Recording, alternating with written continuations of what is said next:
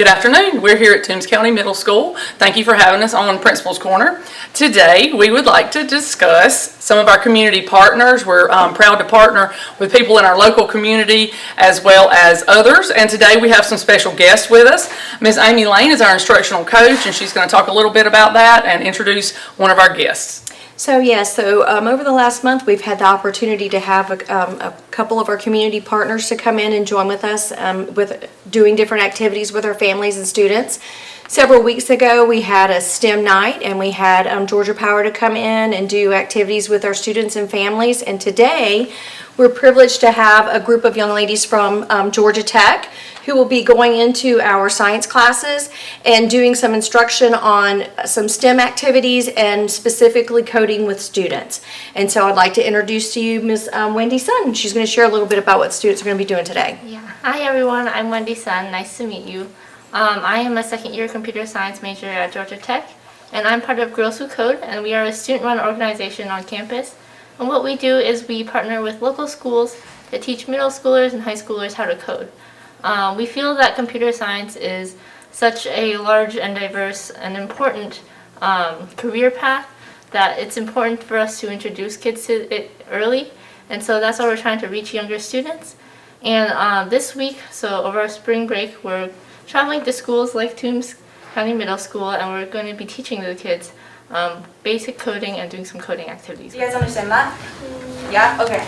Yeah. Has anyone coded a little bit before in this classroom? Okay, a few people. That's good. With Python or Scratch? Scratch, okay. The other thing is that the computer can do a lot of math. Like, think about the computer as like a large calculator that can do complicated math. So it's basically like your calculator that you have, but even larger, and it can do like complicated math. Something else that a program can do is conditional execution.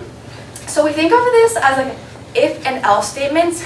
So an if statement that I can do is like, if it's raining today, which it will probably be raining today, then I will stay inside.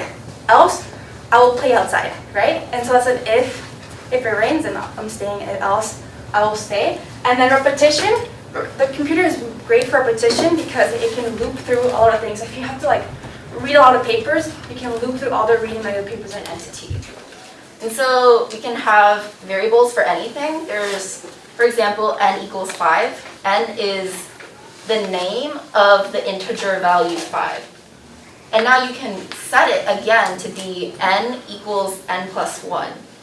So it's n to what it was before plus 1. What does n equal now?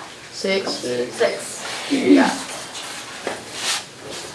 So we kind of already went over this. The variables refers to a value. So like we have 3 umbrellas up here. So the variable would be num umbrellas equals 3. There are a few naming conventions in Python. So it can't start with a number.